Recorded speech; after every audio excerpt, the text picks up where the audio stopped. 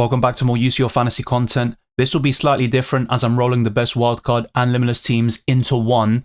They both are different in how they operate. The wildcard enforces permanent changes to your squad, and the limitless is for one match day only. You get unlimited transfers for match day 9 and 11, so all you have to worry about is match day 8 with your free transfers if you're taking hits or using one of the wildcard or limitless chips. The difference is your bench is going to be stronger with the limitless this week, but essentially what I'd recommend if you are looking to wildcard this week is invest all your money in the starting 11 and just cheap out your bench. I'm going to show you the alternatives between both boosters, but ultimately discuss the pool of players you should be considering for match day 8. Smash the like button and subscribe for new if you enjoy my content. I promise to get this to the 200 likes and to keep on pushing towards new goals like 32,000 subscribers. Check all the links in the description below for X, Instagram, the Discord server, Blue Sky, Spotify, and also my Patreon and the Championships if you want to support the channel even further. Thank you to those that have done so already and have also contributed through Super Chats, being a patron or a member. It's massively appreciated. But without further ado, let's jump straight into it. My squad value is 102.3 million, which is relevant for the wildcard, but not so much for the limitless. We have no budget restrictions, and for match day 8, you can't make substitutions or change the captaincy. It's all about your starting 11 and getting that captain spot on from the get-go, just like match day 17 for the Champions League final. All the other match days is where substitutions and captaincy is very important, and you can switch things around between the match day. But let's start off with the two goalkeepers, discuss the best options in each position, of course, and it's impossible to fit everybody in. Some of the options I discuss might be benched on Wednesday, and that's why I encourage you to check out that deadline stream where all the games will be happening at the same time and we can get all the lineups and make an informed decision on the Wednesday. There's also my chip strategy guide where I break down both chips and discuss the best time to use the limitless and the wildcard. But let's get straight into this best limitless and wildcard hybrid for match day 8. Atletico Madrid slipped up once again in La Liga, drawing 1-1 against Villarreal at home. They're now 4 points behind their local rivals Real Madrid. But before the last couple of slip-ups in the domestic league, they won 15 consecutive games across all competitions, keeping several clean sheets in the process. But as I've said for several years now, they're no longer the defensive powerhouse they once were under Diego Simeone. They're more of an offensive team, and actually I'm more interested in their forwards, but there's a lot of competition for places, especially in the forward position. Defensively though, I think Oblak can be a decent differential between the sticks. Would he be your main choice of goalkeeper? That's debatable. I think he could certainly be considered, but there is one goalkeeper I would rank higher because he plays in one of the best defensive sides throughout Europe, and that's going to be Jan Sommer, despite the fact he plays against Monaco. And there are other goalkeepers to also factor in. David Raya, even if Arsenal rotate against Girona, they could still get a clean sheet there with the Spanish outfit struggling this season. There's also Manuel Neuer, but I'd rather triple up on Bayern with the outfield players. Thibaut Courtois, probably a similar story there, but I don't mind Courtois as a shout against Brest away. They've really struggled in the Champions League in the last couple of matches, and Real Madrid could leapfrog Brest despite their really impressive start where they won the first couple of matches. But ultimately, Oblak and Sommer is a decent goalkeeper pairing. You only need one of them to start, of course, and the same goes for the starting 11. Your bench players will be irrelevant at this point. And if you are on the wild card, you can cheap out Oblak to Franco Israel or an even cheaper option between the sticks as your budget goalkeeper, and just go as cheap as you can to really focus on your starting 11 with your budget. On the wildcard or limitless, you can afford a few luxuries or going a bit different in certain areas. Grimaldo won't be one of them, but there is one way you can distinguish yourself from other UCL fantasy managers, and that's doubling up on Bayer Leverkusen defensively with their wingbacks Frimpong and Grimaldo. With that Sparta Prague at home fixture, there is the clean sheet potential. They can get a ball recovery point or two, and also the goals and the assists. They've got a far higher ceiling compared to pretty much any other defender in UCL Fantasy, and I'd like to take a risk and go for something maybe a bit more exciting, and I think Frimpong and Grimaldo offer that. Leverkusen should go strong, and at the weekend against Leipzig, they drew 2-2. Both Grimaldo and Frimpong didn't start that game. You definitely expect them to in the Champions League in midweek, so I really like this defensive double-up. If you aren't fully convinced about that, I fully get it. There are other options, of course, and you could start them instead of Frimpong, for example, on the limitless. And one of them is Kim Min-jae, who scored at the weekend in a 2-1 win over Freiburg as Bayern Munich extended their lead at the top. but it has been a struggle in the Champions League. They were comprehensively beating against Feyenoord in Matchday 7, despite having 10 big chances in that game. The opposition goalkeeper had a fantastic match, but Bayern Munich were really wasteful in front of goal. But facing one of the worst teams in Matchday 8, Bratislava, I think Bayern Munich could win big and get that win necessary to qualify for the next round, but it might not be in a direct qualification spot, so we could see Bayern Munich feature in Matchdays 9 and 10 in the knockout playoff rounds. But Kim Min-jae is a decent choice who can score the odd goal. He's done it in the Champions League already, and he is a ball recovery machine. He has been disappointing in the last 2 match days in UCL Fantasy, but he's also come up trumps with some massive returns, and I'd highly recommend him. There's something to play for. He also features for a top team in Europe despite some of their recent struggles, and I think Bayern Munich in general have been fairly consistent since that massive loss against Barcelona, but I think Matchday 7 was very unexpected. It was a bad day at the office, and let's see if the Bavarians can bounce back.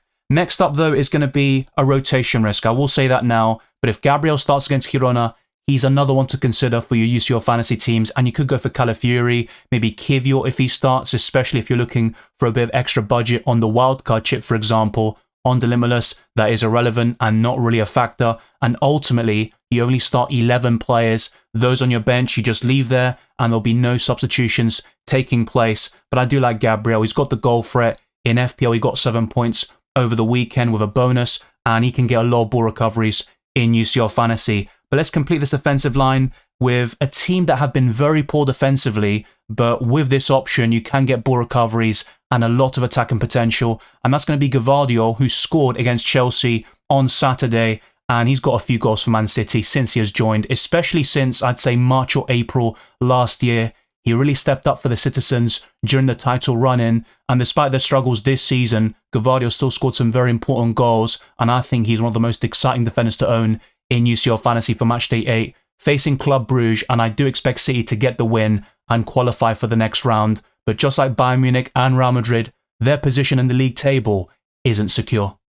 There are a few teams I'd consider tripling up on with the Limitless or Wildcard in Matchday 8, and Bayer Leverkusen are one of them. Florian Wirtz got an assist in that 2-2 draw against Leipzig very recently, and he's been great in the Champions League all season, but he was disappointing in Matchday 7 against Atletico Madrid, being booked and delivering 1 point overall, but you can forgive him for that. And he's a front runner for the captaincy. There are a lot of different choices in the midfield and forward line, as I'll discuss very soon, and even a defender like Frimpong or Grimaldo could be considered in terms of putting the armband on this player. The same goes for Rafinha, who's been excellent in the Champions League all season, and he scored another goal for Barcelona this weekend in a 7-1 win over Valencia. Now, Barcelona have faltered in La Liga, and they're third in that table, but they're scoring so many goals in virtually every single match, and that performance and comeback against Benfica was legendary, and Rafinha was the catalyst for that, with some late goals there and delivering 16 points back in Matchday 7.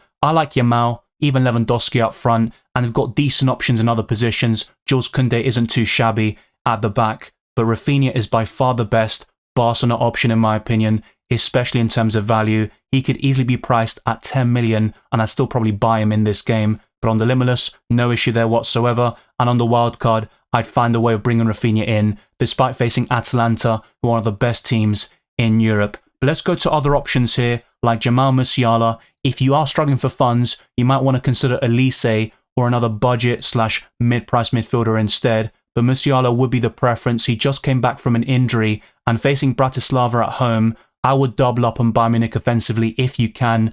At the very least, go for one, and Musiala is a very decent shout here. I think in terms of minutes, he's slightly more secure than Michael Elise, for example, so I would definitely suggest the German international instead if you've got the money, but I do realise that's not going to be the case for everybody watching, only those on the Limitless or with a lot of budget at their disposal. But it's time to complete this midfield, and this option is going to be very risky. If he doesn't start the game, I would not be surprised at all, but I have to say, if he's in that lineup on Wednesday and we're discussing it, he would be in that best Limitless or wildcard team without any shadow of a doubt, and that's going to be Mohamed Salah. I don't think he starts personally, but if he does, he should be in your Limitless or wildcard team from the get-go. Despite PSV being a decent side, only one potential injury in Tillman, who was suspended in Matchday 7 anyway, but Salah is definitely one to consider and have in your thoughts just in case. He's in my own team, for example, and I might be looking to sell him in the next couple of days. And if that's the case, you can go to other midfielders like Michael Elise if you've got a spot, or Jude Bellingham in this case. So I just have to highlight Salah as a potential option. If he does start, I'd fit him into this team. Otherwise, Jude Bellingham would be the safer bet. He got an assist this weekend in that 3-0 win for Real Madrid, and I just think that combination with Mbappe can work very well. But the last option is going to be another expensive choice who scored over the weekend, and that's going to be Phil Foden, who got that goal against Chelsea to kill off the game, a 3-1 victory for the citizens. And I do think a double or triple up in Man City is viable. Despite their recent troubles, especially in the Champions League, I would back them to win against Club Brugge, especially with it being at home. And some of these players like Foden and Erling Haaland have a massive ceiling at the Etihad. As I mentioned earlier in this podcast, Kylian Mbappe scored a hat-trick against Real Valladolid, and with Vinicius Jr. suspended for the Champions League, just like he was for the last 2 La Liga matches, I think Mbappe is the clear standout up front, even compared to some of the other options I'm going to discuss. I think Mbappe might be number one with his current form across all competitions. He's scoring or assisting in virtually every single game. He was slightly disappointing though in Matchday 7. I bought him in and it was Vinicius Jr. who had a very poor start. He was booked whilst Mbappe scored the early goal, but Vinicius ended up outscoring him quite comfortably, but that won't be the case in Matchday 8 with the Brazilian out. So don't be looking to invest in him right now. Sell Vinicius Jr. and going to Mbappe is a sure, safe and set and forget option, I think. He's a very decent choice here against Brest away. He's got experience of playing against them back in his days at Ligue 1 with Paris Saint-Germain, and Mbappe has a great Champions League record overall, but his ceiling in UCL Fantasy this season hasn't been great. I want to see more than 6 or 5 pointers, so if he can get a goal and an assist or get player of the matches, I think Mbappe turns into an elite option in UCL Fantasy once again. I would also go for Harry Kane. Despite some recent blanks in UCL Fantasy, I still think he's been one of the best options throughout the course of the season, and back in Matchday 1, he got that mega haul against Dynamo Zagreb in a 9-2 victory. It wouldn't surprise me if Bayern Munich scored over 5 goals against Bratislava, and Kane will likely be heavily involved. Just like Kim Min-jae, he also scored against Freiburg in that 2-1 win. They're going strong in the Bundesliga, but not so much in the Champions League, so it's about time the Bavarians get back on track, and I would double or triple up on Bayern Munich this week. And last but definitely not least is Erling Haaland, who got another goal, this time against Chelsea, and he also got an assist. So a very good performance in the end by Erling Haaland, and it was a great finish to capitalise on that Robert Sanchez mistake at the time. And ultimately, teams like Real Madrid, Bayern Munich and Man City are worth doubling or tripling up on. The same goes for Bayer Leverkusen. Then you've got your fair share of other teams. It could be Liverpool, Arsenal, Barcelona. Just remember, some of these teams, especially those English clubs I mentioned, like Liverpool and Arsenal, they could rotate a little bit because they got some really crucial games in the Premier League this weekend.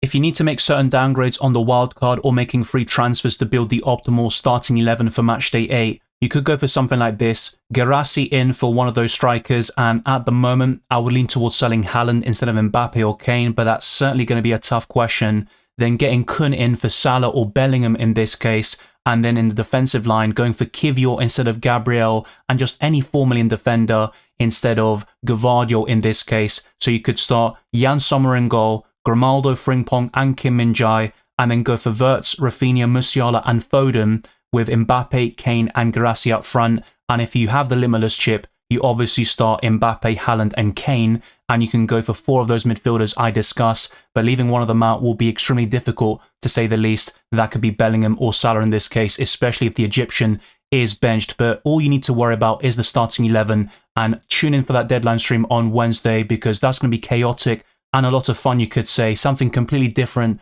to what we've experienced before in UCL Fantasy. Where the captaincy is open-ended, you could go for virtually any single forward or midfielder discussed in the Limitless section and get a massive score. Wirtz is my current preference. Even Frimpong and Grimaldo at the back would be tempting, and I think the likes of Mbappe, Kane or Haaland will be excellent choices as well. Even Guirassy with this wildcard team would be very solid. Let me know your thoughts down the comment section below. Are you using the wildcard, the Limitless, or free transfers? And if you are saving a chip, when are you planning to using it later in the competition?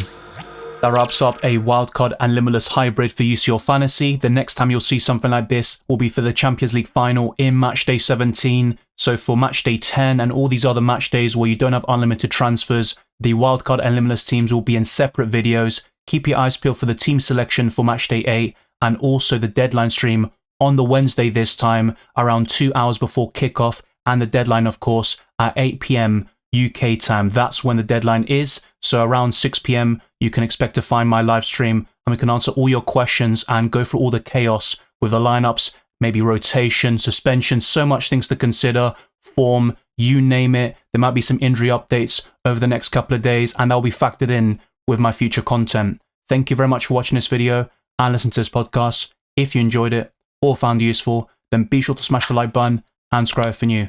Our aim is to get this to over 200 likes and to keep on pushing towards new goals like 32,000 subscribers. Follow me on X and Instagram, DylanRCM, and check all the links in the description below for my Patreon and the championships for early access to my videos, amongst many other perks, the Discord server, FPL League, UCL Fantasy League, Draft Hound, as well as Spotify can be found in the description. The same goes for Blue Sky as well. I wish you all the best of luck for Matchday 8 and the rest of the competition, and I'll see you on Wednesday for that deadline stream.